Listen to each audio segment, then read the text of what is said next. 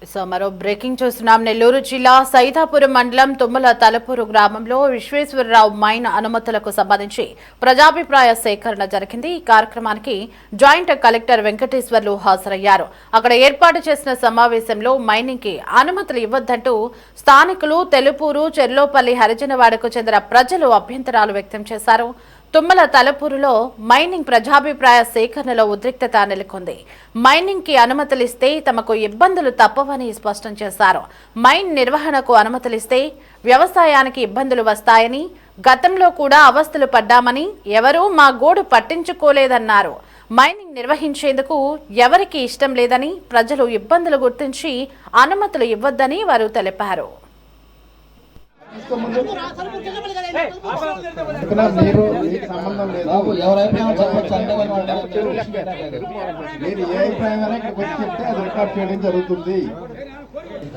కొంతమంది వ్యతిరేకంగా కూడా చెప్పడం జరిగింది. వారు ఏదైతే మనకి అభిప్రాయం చెప్పడం జరిగిందో ఆ అభిప్రాయాలు మొత్తాన్ని కూడా మెడిస్ రూపంలో, అదేవిధంగా ఆడియో వీడియో రూపంలో ప్రభుత్వాన్ని నివేదిస్తాము. డెసిషన్ అనేది ప్రభుత్వం జరుగుతుంది. ఇక్కడ ఫినిషింగ్ బయట కూడా మాదే అంటున్నారు. ఎంత గౌరవం చూడండి. ఇక్కడ ఈ మైన్ కనిపెడితే ఆ మైన్కి ఈ మైన్ మధ్యలో మా దారి ఉంది. మేము ఆడియో రూపంలో ప్రభుత్వం నివేదిస్తాము. కాబట్టి దీని మీద డెసిషన్ అనేది ప్రభుత్వం లెవెల్లో జరుగుతుంది. తుమ్మల తలుపూరు గ్రామ ప్రాంతంలో, నివాస ప్రాంతంలో ఓపెన్ క్వారీ చేయాలని ప్రయత్నిస్తున్నారు. దీనికోసం గవర్నమెంట్ ప్రపోజల్ పెట్టినారు, పలానా సర్వే నెంబర్ అని చెప్పి.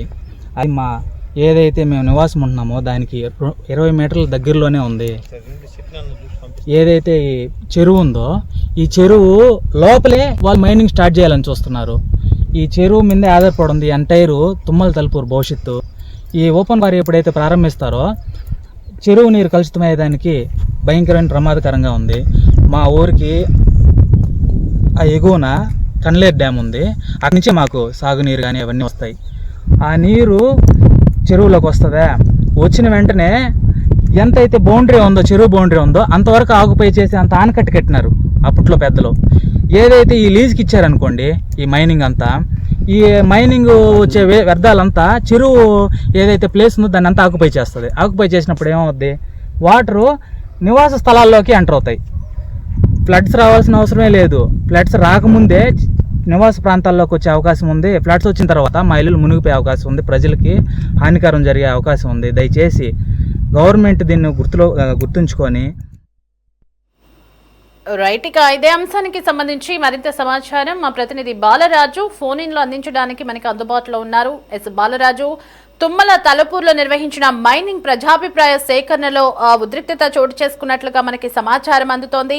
అసలు ప్రజాభిప్రాయ సేకరణ ఎందుకు ఏర్పాటు చేశారు, స్థానికులు ఏమంటున్నారు, వారి ప్రధాన డిమాండ్స్ ఏంటి? బాలరాజు. దేవి, సైదాపురం మండలం మైనింగ్ కు నెలవుగా ఉండడం అక్కడి ప్రజలకు శాపంగా మారిందని చెప్పవచ్చు. మైనింగ్ కారణంగా ఆయా గ్రామాలకు జరిగే మంచి కంటే చెడు ఫలితాలే ఎక్కువగా ఉన్నాయంటూ ఆ ప్రాంతంలో మైనింగ్ వద్దంటూ ఆ ప్రాంత వాసులంతా కూడా ఎప్పటి నుంచో ముక్తకంఠంతో వ్యతిరేకిస్తూ వస్తున్నారు. అయితే తాజాగా సైదాపురం మండలంలోని తుమ్మల తలుపూరు గ్రామంలో మైనింగ్ అనుమతులపై జిల్లా కలెక్టర్ వెంకటేశ్వర్లు సమక్షంలో గ్రామస్తుల నడుమ ప్రజాభిప్రాయ సేకరణ చేపట్టగా మైనింగ్ ప్రజాభిప్రాయ సేకరణ సభ ఉద్రిక్తంగా మారింది. సర్వే నెంబర్ 101/P పరిధిలోని 10 హెక్టార్లలో విశ్వేశ్వరరావు మైనింగ్ కు అనుమతులు ఇవ్వడాన్ని గ్రామస్తులు తీవ్రంగా వ్యతిరేకించారు. జాయింట్ కలెక్టర్ వెంకటేశ్వర్ల సమక్షంలోనే బాధితులు తమ ఆవేదనను అయితే వెళ్లగక్కారు. స్థానిక ప్రజలు ముక్తకంఠంతో ఈ మైనింగ్ అంతా కూడా మాకు వద్దంటూ కూడా నినదించారు. తుమ్మల తలుపూరుతో పాటు పొరుగునే ఉన్నటువంటి చెర్లోపల్లి, హరిజనవాడ ప్రజలు కూడా ఈ మైనింగ్ వల్ల తీవ్రంగా నష్టపోతున్నామంటూ కూడా ఆవేదన వ్యక్తం చేస్తున్నారు. ఇప్పటికే గతంలో జరిగిన మైనింగ్ వల్ల వ్యవసాయ భూములన్నీ కూడా బీడు పడిపోయాయని, సాగునీటి వనరులు కలుషితమయ్యాయంటూ కూడా రైతులు కన్నీరు పెట్టుకుంటున్నారు. మైనింగ్ వల్ల వచ్చే దుమ్ము, ధూళి వలన శ్వాసకోశ వ్యాధులు వస్తున్నాయంటూ కూడా చెప్పుకొస్తున్నారు. అలానే పేలుళ్ల వలన ఇళ్లకు పగుళ్ళు వస్తున్నాయని గ్రామస్తులు జాయింట్ కలెక్టర్ కు వివరించారు. గతంలో మైనింగ్ నిర్వహించిన వాళ్ళు ఎవరు కూడా తమను పట్టించుకోలేదని, తమ కష్టాలు ఎవరికి చెప్పుకోలేక గతంలో అనేక అవస్థలు పడ్డామంటూ కూడా స్థానిక మహిళలంతా కూడా ఆవేదన వ్యక్తం చేస్తున్నటువంటి పరిస్థితి నెలకొంది. ఇప్పుడు మళ్ళీ కొత్తగా 10 హెక్టార్లలో అనుమతులు ఇస్తే తమ ఊరు ఉనికి ఉండబోదంటూ కూడా వారు భయాందోళన వ్యక్తం చేస్తున్నారు. ఈ ఉద్రిక్తుల మధ్య జాయింట్ కలెక్టర్ వెంకటేశ్వర్లు స్థానికులను సమర్థించే ప్రయత్నం చేశారు. ప్రజల నుండి వచ్చినటువంటి ప్రతి అభ్యంతరాన్ని రికార్డ్ చేసి మెజారిటీ ప్రజలు మైనింగ్ కు వ్యతిరేకిస్తున్నారన్న విషయాన్ని జిల్లా కలెక్టర్ దృష్టికి తీసుకువెళ్తామంటూ కూడా ఆయన హామీ ఇచ్చారు. ఇక ఈ కార్యక్రమంలో పర్యావరణ శాఖ అధికారులతో పాటు స్థానిక తహసీల్దార్ కూడా పాల్గొనడంతో ఆ గ్రామస్తులు తీసుకున్నటువంటి ప్రజాభిప్రాయ సేకరణ అన్నింటిని కూడా రికార్డ్ చేశారు.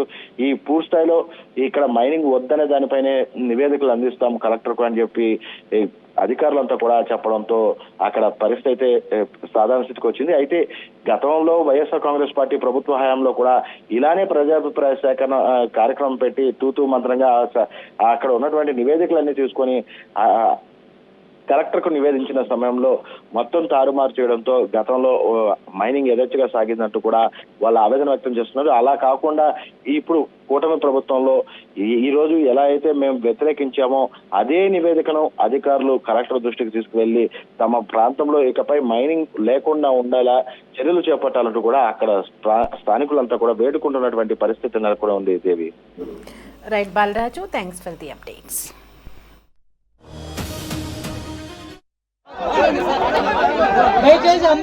బాబు 550 సంవత్సరాల నుంచి మైనింగ్ జరుగుతా ఉంది. ఈ రిజిస్టర్లో పేరు